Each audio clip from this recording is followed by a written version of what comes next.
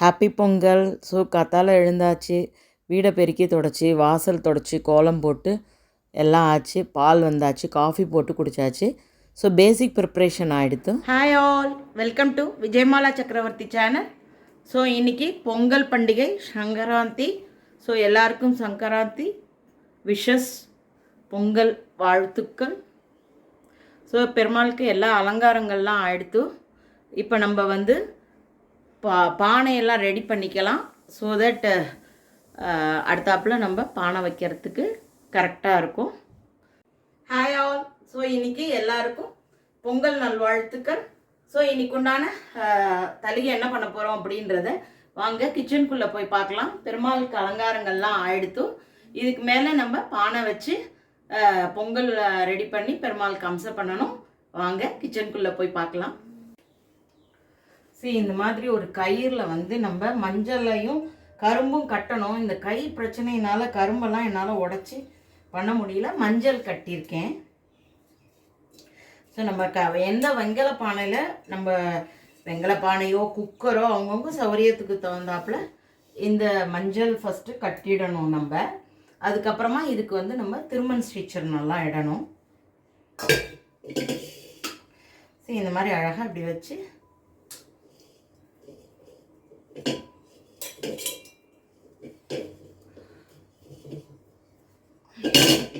கை விரல் வளைஞ்சு கொடுக்கவே மாட்டேங்கிறது வேலை செய்யறதுக்கு. அடுத்தாப்புல நம்ம திருமணையும் ஸ்ரீசின்னத்தையும் குழப்பி இதுக்கு நாமம் போட்டு விடணும். சில பேர் இதில் அப்படியே மஞ்சள் செடியே கூட அப்படியே சுற்றி இது பண்ணி கட்டுவாங்க வெங்கலப்பானையை சுற்றி. நான் ஜென்ரலாகவே ஃப்ரெஷ் மஞ்சள் இருக்கு இல்லையா, பசு மஞ்சளை கட்டிட்டு கூடவே ஒரு பீஸ் கரும்பையும் வச்சு அதோடு கட்டிடுவேன். ஸோ தட் நமக்கு வேலை செய்யறச்சும் கொஞ்சம் கன்வீனியண்ட்டாக இருக்கும். ஸோ அதனால் நான் அதை தான் ப்ராக்டிஸாக ஃபாலோ பண்ணின்னு இருக்கேன்.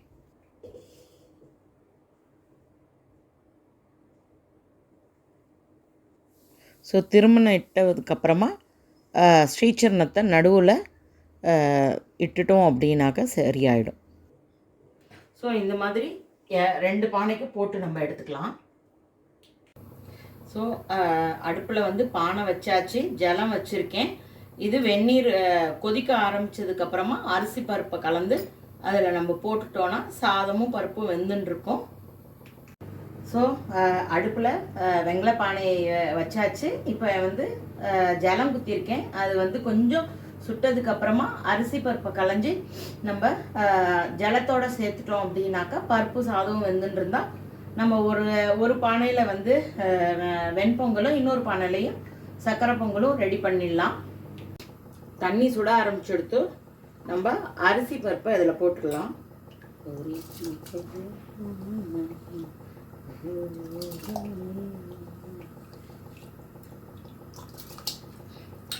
அதே மாதிரி இதை நான் அப்புறம் போட்டுக்கிறேன். வெண்பொங்கலுக்கும் போட்டுடலாம்.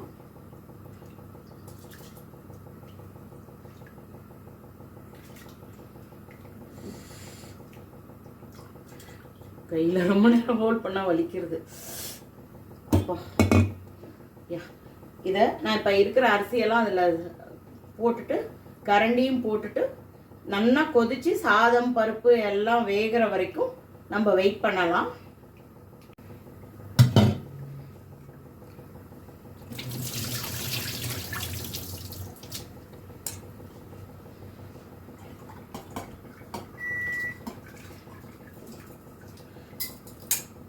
ஸோ இதை நல்லா கிளறி விட்டுற வேண்டியதான்.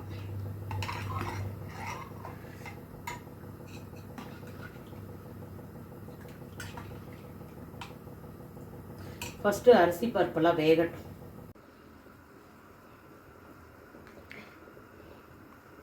ஸோ நல்லா கொதித்து மேலே அழகாக நுர வந்துட்டே இருக்குது. இப்போ நமக்கு வெல்லம் ரெடி பண்ணி வச்சுட்டாக்கா அதில் அழகாக போடலாம். பொங்கலோ பொங்கல், பொங்கலோ பொங்கல், பொங்கலோ பொங்கல்.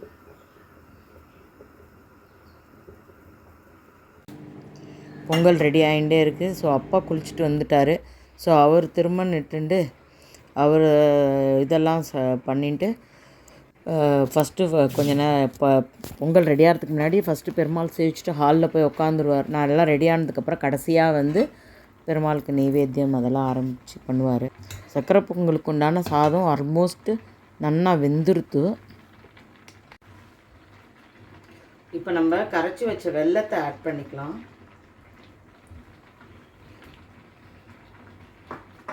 அதே போல் இது வந்து சாதம் வெந்துன்ருக்கு. இது கொஞ்சம் சின்ன அடுப்பு, டிலே ஆகுது. இது சாதம் நன்னாவே வெந்து குழைய ஆரம்பிச்சுடுத்து. நான் வெல்லத்தை கலந்துட்டுருக்கேன்.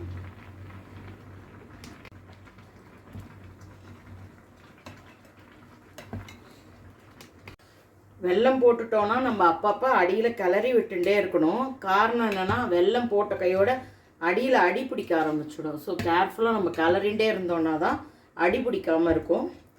வெள்ளமாக எடுத்து இந்த தடவை நல்ல கலராக வெல்லம் கிடச்சிதுன்னா சக்கரை பொங்கல் இன்னும் நல்ல கலராக வரும். கலர் வந்து வெல்லத்தோட கலரே கொஞ்சம் லைட் கலராக போயிடுது. சக்கரை பொங்கல் ஆல்மோஸ்ட் ரெடி ஆகிடுத்து. கொஞ்சோண்டு நம்ம இது ஏலக்காய் அதோட போட்டுடலாம். ஸோ தட் நல்ல வாசனையாக இருக்கும். ஸோ இது இப்போ நம்ம ஆஃப் பண்ணிடலாம், ஏன்னா ரொம்ப ததும்புறது. இப்போ பார்த்தீங்கன்னா வெண்பொங்கலும் கொஞ்சம் கொஞ்சமாக நல்லா அரிசி இது நல்லா வெந்து பருப்பு எல்லாமே வெந்து வந்துட்டுருக்கு. இந்த நேரத்தில் நான் கொஞ்சம் இஞ்சி ஆட் பண்ணிப்பேன். இதோட கொஞ்சம் கருவேப்பிலை, அப்புறமா மிளகு ஜீரகம் தட்டி வச்சது, இது எல்லாமே இதோட போட்டு இன்னும் நல்லா இந்த சாமான்களை கலந்ததுக்கு அப்புறமா கொஞ்சம் நேரம் கழித்து உப்பு போடலாம். இன்னும் கொஞ்சம் சாதமோ பருப்போ வேகணுமா இருந்ததுன்னா உப்பு போட்டுட்டா எப்பயுமே அதோட வேகிற தன்மை அங்கே கொஞ்சம் கொஞ்சமாக குறைய ஆரம்பிக்கும். ஸோ அதனால் பிஃபோர் இது வெந்துடுறதுக்கு அப்புறமா கடைசி ஸ்டேஜில் நீங்கள் உப்பு போட்டு கொஞ்சம் நேரம் கொதிக்க வச்சிங்கன்னா எல்லாமே நல்லா பிளெண்ட் ஆகிடும்.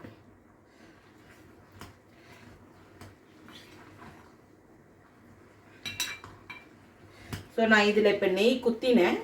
ஸோ நம்ம இப்போ வெண்பொங்கலுக்கும் கொஞ்சம் நெய் சேர்த்துக்கலாம்.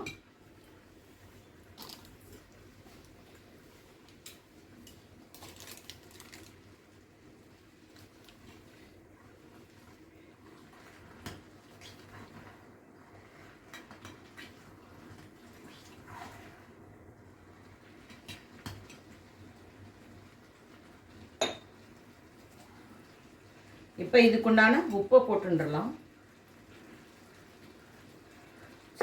பொங்கல் அளவு கொஞ்சம் கம்மி, அதனால் நான் 1.5 டீஸ்பூன் போட்டுருக்கேன். ஜாஸ்தி ஆகிட வேண்டாம், வேணா பார்த்துக்கலாம் அப்புறமா. இன்னும் கொஞ்சம் நேரம் இது வேகட்டும்.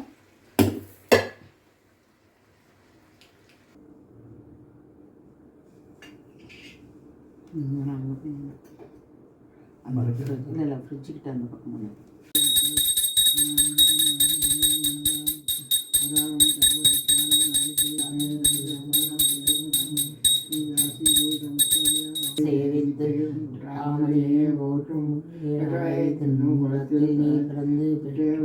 கொள்ளாமல் போகாதே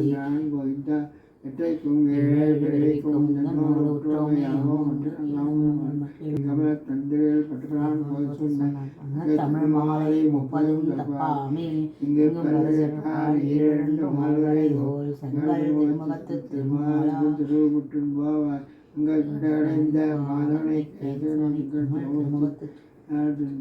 அங்கப்பரவந்தோ ஆற்று அடி உதவை பயன் கமல தந்திரல் பற்றான் மாலை 30 தப்பாமை இங்கு பரிசுப்பால் இரண்டு மால்வரை திருமுகத்து வல்லாயிரத்தாண்டு மல்லாண்டோர் மணிவண்ணா செவ்வடி செவ்வே திருக்காப்பு அடியோமோடும் நின்னோடும் ஆயிரம் பல்லாண்டு அடிவாய் மாடி வாழ்கின்ற மங்கையும் பல்லாண்டு படைப்போர் போக்கு வழங்கும் அப்பாண்டு அந்நியமும் பல்லாண்டு.